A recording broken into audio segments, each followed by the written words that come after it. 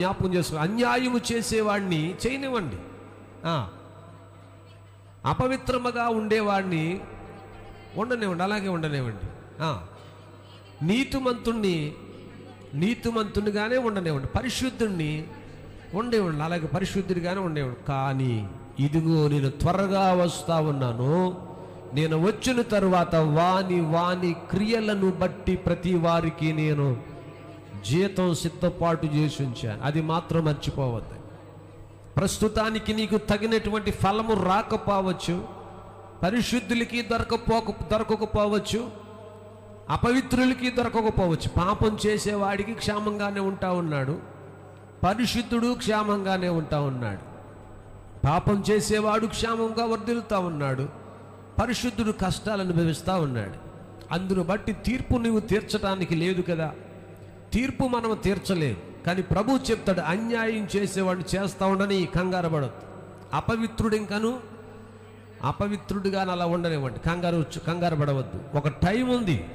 ఏదా టైము? నేను త్వరగా వస్తా ఉన్నాను, నేను త్వరగా రాబోతున్నాను. వచ్చి ఏం చేస్తా ఉన్నాడు? వాని క్రియలు, ప్రతి వారి క్రియలు, ఓకమ్మడు కాదు.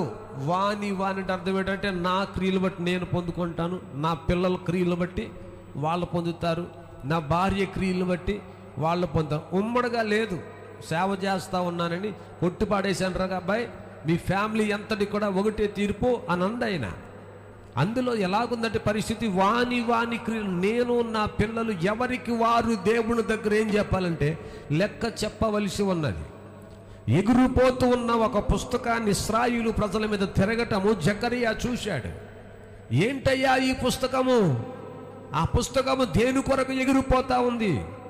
ఇశ్రాయేలు ప్రజలపై తిరుగుతూ ఉన్నది, ఆ సమూహంపై సంచారం చేస్తూ ఉంది.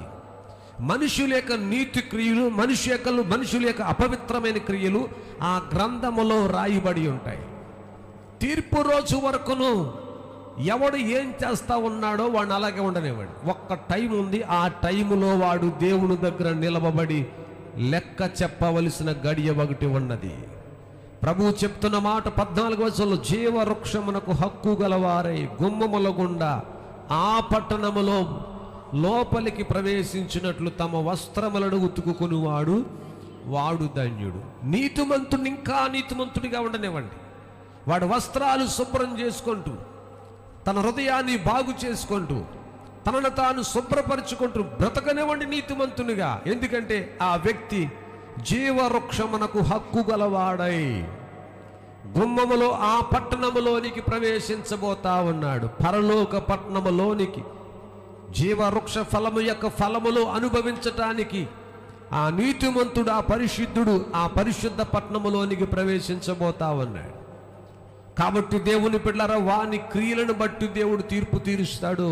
ఆ రోజున ఎవరూ తప్పించలేరు.